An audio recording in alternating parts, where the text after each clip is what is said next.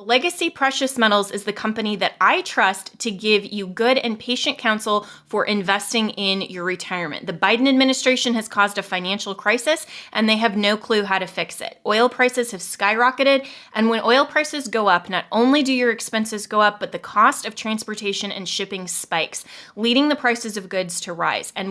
And we are already seeing record inflation. That's the last thing that we need. Our economy is in trouble, and you need to take steps to protect yourself. If all your money is tied up in stocks, bonds, and traditional markets, you may be vulnerable. So gold is one of the very best ways to protect your retirement. No matter what happens, you own your own gold. It's real, it's physical, and it's always been valuable since the dawn of time. Call Legacy Precious Metals today at 866-528-1903 or visit them online at legacypminvestments.com. That's legacypminvestments.com, where you can download the free investor's guide. You can also go to my Facebook page, Jenna Ellis. I am a public figure on Facebook, and I just posted yesterday a really great interview with the president of Legacy Precious Metals, who is discussing why you need to start your retirement account even if you're in your 20s or 30s. There is always a great time to protect your retirement and invest, just like you want to protect your health over the long term.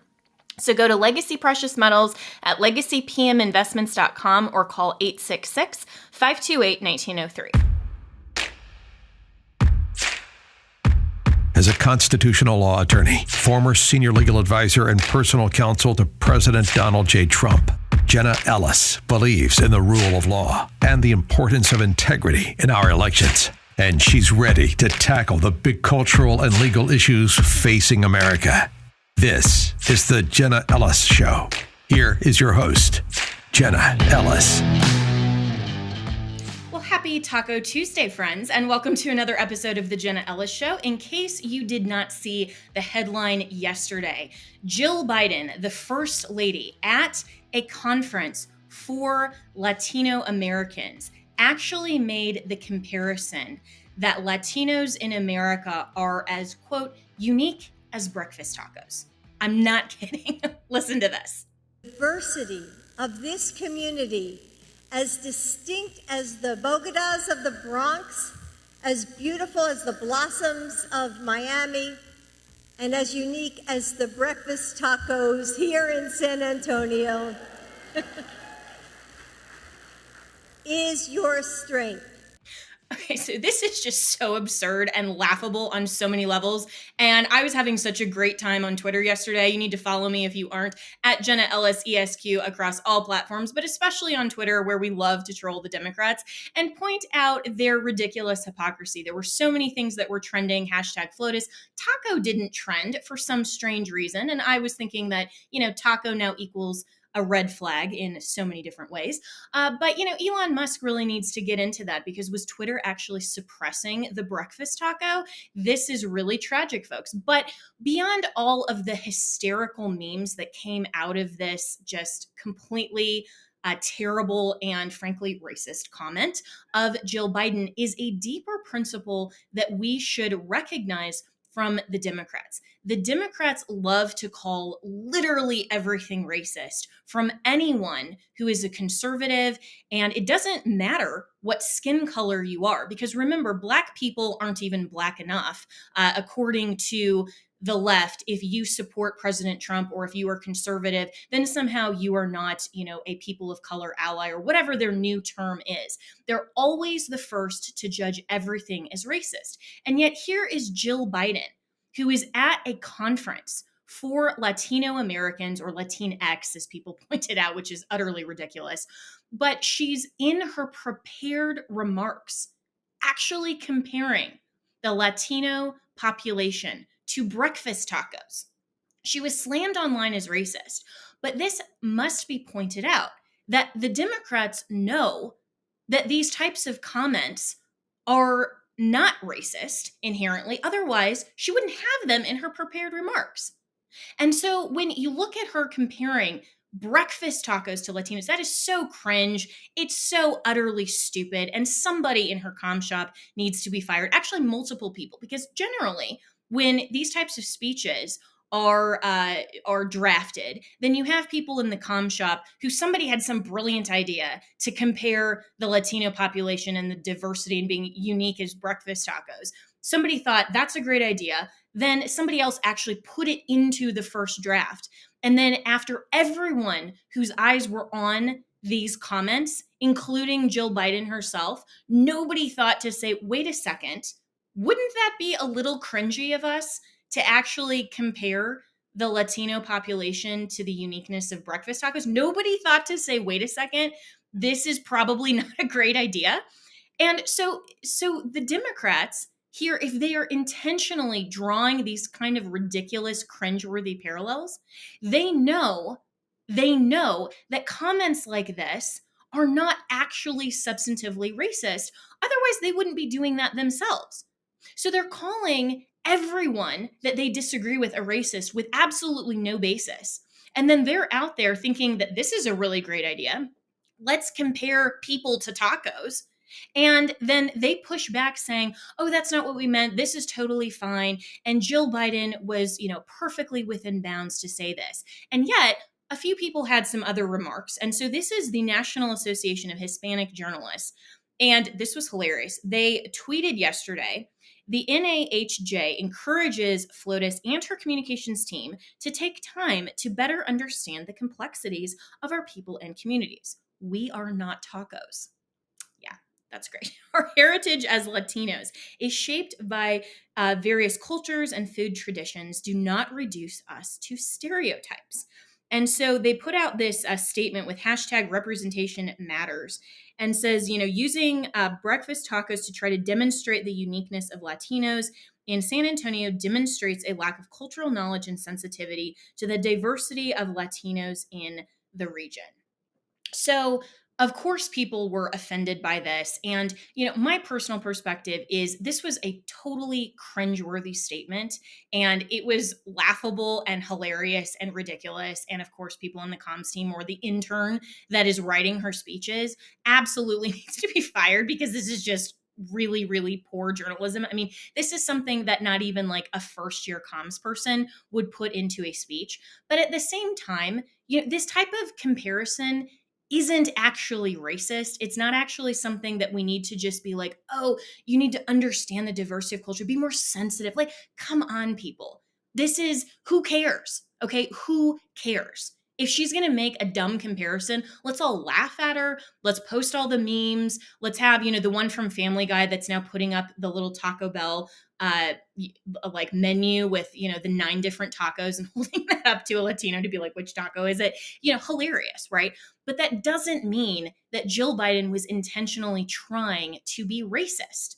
And why can't we just move along and have some of these ridiculous things that we can laugh at, but not take so seriously? And I wish that the Democrats could actually laugh at themselves and could recognize that 99.9% of things that everyone is so overly sensitive about in America is not intentionally or actually racist.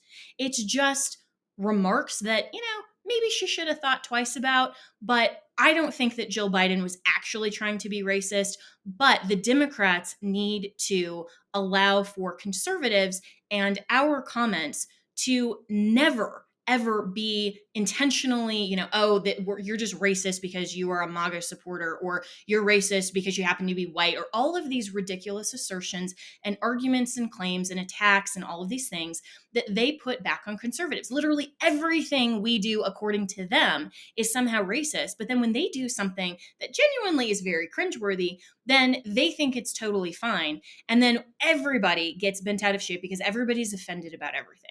So, Jill Biden, my advice to you is get a new comm staff because this really is cringeworthy. Don't put the taco emoji in your profile. Your personal pronoun is not they/tacos, but also learn to laugh at yourself and move on. This doesn't have to be this ginormous issue. It's just hilarious. Okay, and this was obviously a really, really dumb analogy. But at the end of the day, move on and laugh at her, and that's it. And that's what the Democrats are actually doing. They aren't even talking about this. But can you imagine if this was President Trump who said this at the Alaska rally this weekend, this would be the top story. It would totally be trending on Twitter, taco and taco racism and, Ku Klux Klan. And, somehow people would be, putting out white hoods in tacos and all this stuff that would just be utterly ridiculous. And this would be the story that Brian Stelter and all of the CNN buddies and MSNBC and Rachel Maddow and everybody else would be going over and over and over and over again. And we would never, ever, ever hear the end of it, even if this was just an off the cuff remark from President Trump. And so this is what really bothers me about stories like this. When it's the Democrats and they do things that are utterly stupid and ridiculous, even when they are in prepared remarks, like what this appeared to be with Jill Biden, then that's okay. Totally not racist, stupid analogy, but we just need to move on. But if it's a conservative, if it's anyone remotely associated with President Trump, literally everything is racist and we never get over it. And that pointedly proves that everyone who is a conservative is obviously substantively racist. So we have to have a standard here. Either we laugh at ourselves and we realize that sometimes dumb people say dumb things, and yes, Jill Biden is dumb, or we have an equal standard for everyone, and Jill Biden needs to rightly be called a racist for such an offensive remark. And so, Brian Stelter, I'm looking at you. I hope that tonight, because clearly you didn't even cover this last night, I hope that today and over the weekend and for the next 6 months, all you're doing is railing against racist Jill Biden and her terrible unique taco remark. So we're going to get to some more important things than tacos coming up right after this. All right, well, 2022 is going to be a critical year for America. AMAC, the Association of Mature American Citizens, along with their nearly 2 million members. The fight to stop out-of-control spending in the president's Build Back Better scheme is far from over, and Congress is plotting more legislation that could hurt our seniors. The midterm elections will be a battle for freedom versus socialism. Unlike liberal groups, AMAC is America's conservative, action-oriented 50-plus organization fighting hard every day here in Washington and across the nation for our seniors. So I'm urging you to choose AMAC now. You will receive all of the great membership benefits, including AMAC discounts on hotels, travels, and restaurants, and your membership will support your conservative values. So go to amac.us/Ellis. That's amac.us/ELLIS to become an AMAC member now. All right, so turning to even more important things. Yes, there are more important things even than Democrat hypocrisy. Of course, I am talking about the supply chain issues. And we've seen that Joe Biden has, over the course of his presidency, just completely made every single decision the worst possible for America, with selling off our strategic oil reserves to all of the things that are coming out about Hunter Biden and 10% to the big guy. But the big thing that we have seen across the world, but especially here in America, are supply chain crisis issues. So to help me break this down, joining me now is Jim Nells, who is a supply chain manager from Chicago, Illinois. And Jim, I really appreciate you joining me today. It's my pleasure. Thank you. Yeah. So from your perspective as a supply chain manager, what is going on in America and how have the Biden policies impacted the American supply chain? Well, I think first and foremost is no one in the organization and the administration was expecting the V-shaped recovery that we had.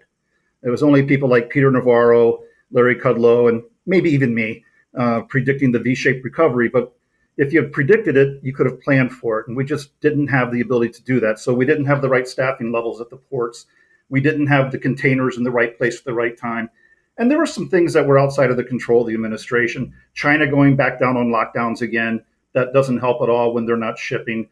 And then our infrastructure is so bad in the United States for supply chain that once it gets a little bit behind, it's really, really difficult to get caught up because, again, of the infrastructure, as well as some of the work rules that govern the people that do the work in the ports and other railroads. Yeah, and so we're seeing some stories as well coming out of California, for example, saying that, 70,000 truckers may be put out of business based on some of the policies and the laws there. And, this isn't just a Biden administration issue, but it's also a Democrat governor issue that it seems like they're intentionally driving things toward trying to fluster and eradicate that type of recovery when they're creating and implementing laws like this. So that law is actually a couple of years old, and it's taken its time to work its way through the courts. It's called AB5. And it was originally written to get people like Uber drivers, Lyft drivers, Postmates drivers to have to be paid by the employer and get health insurance, et cetera. Ironically, all those companies got exemptions. The truckers did not. So there are 70,000 truckers, which represents about 70% of the port drivers in California, who might have to spend up to $20,000 a year to start complying so that they can drive their trucks into the ports. But there's another perfect storm brewing on top of this, which is the longshoremen in California, their contract has run out. They're still negotiating, but they have no contract. And all 7 of the Class 1 railroads, they haven't had a contract in over 3 years.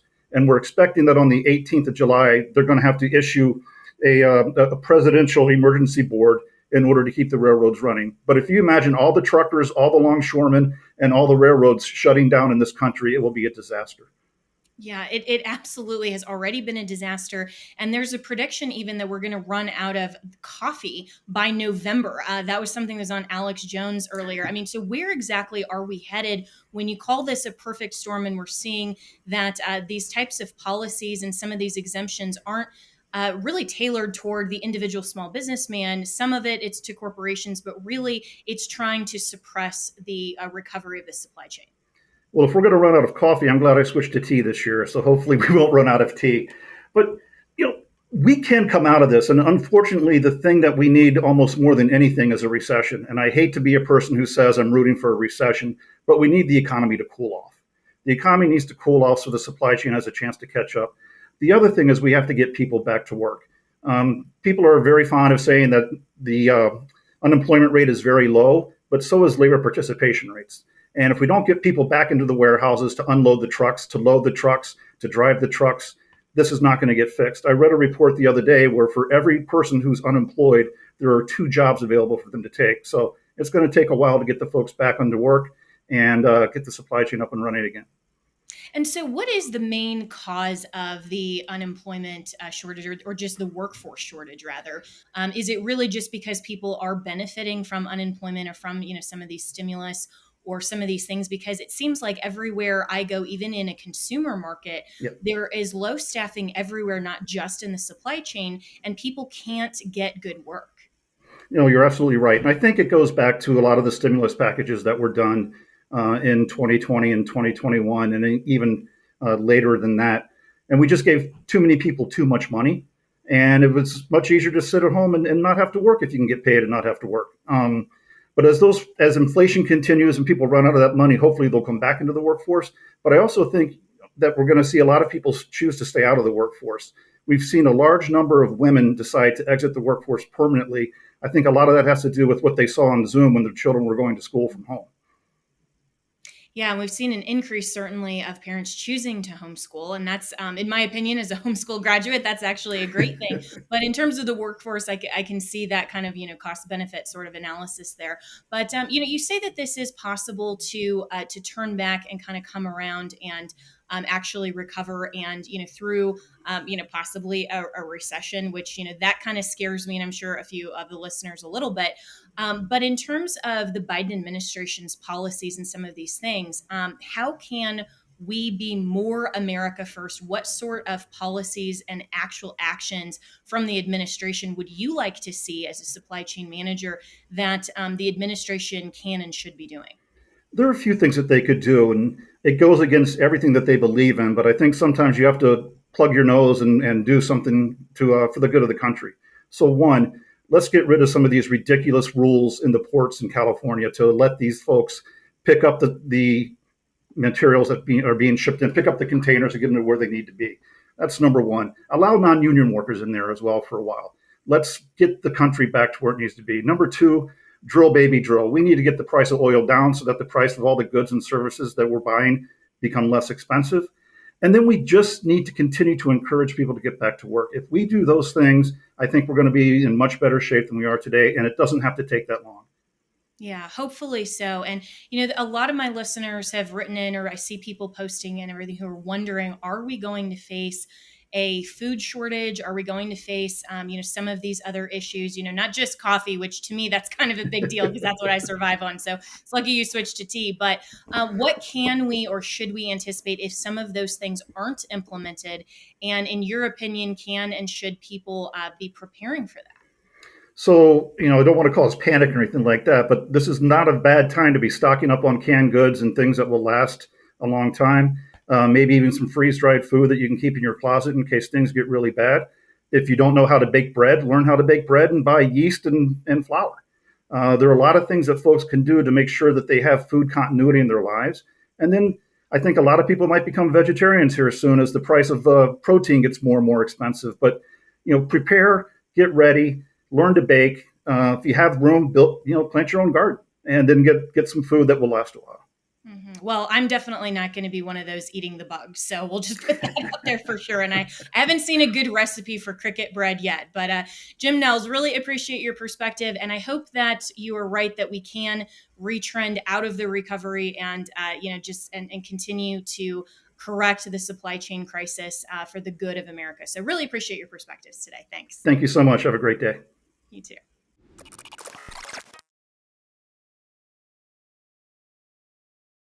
Legacy Precious Metals is the company that I trust to give you good and patient counsel for investing in your retirement. The Biden administration has caused a financial crisis, and they have no clue how to fix it. Oil prices have skyrocketed, and when oil prices go up, not only do your expenses go up, but the cost of transportation and shipping spikes, leading the prices of goods to rise.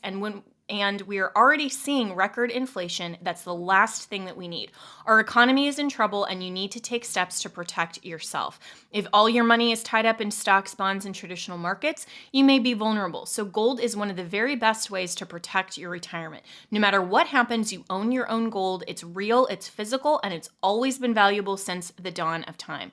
Call Legacy Precious Metals today at 866-528-1903 or visit them online at legacypminvestments.com. That's legacypminvestments.com, where you can download the free investor's guide. You can also go to my Facebook page, Jenna Ellis. I am a public figure on Facebook, and I just posted yesterday a really great interview with the president of Legacy Precious Metals, who is discussing why you need to start your retirement account even if you're in your 20s or 30s. There is always a great time to protect your retirement and invest, just like you want to protect your health over the long term. So go to Legacy Precious Metals at legacypminvestments.com or call 866-528-1903.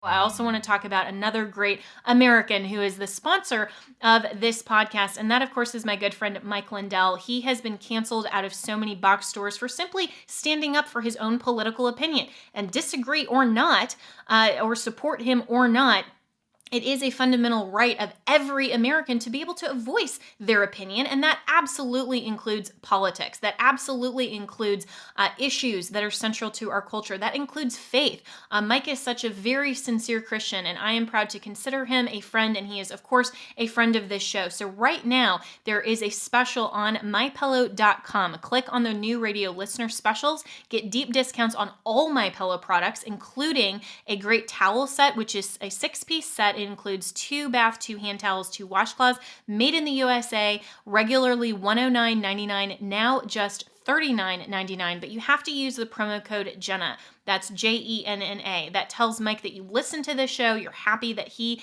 is a sponsor of this show, and you will get great discounts, but use the promo code Jenna, that's Jenna, either at mypillow.com or call 1-800-564-8475 and use the promo code Jenna.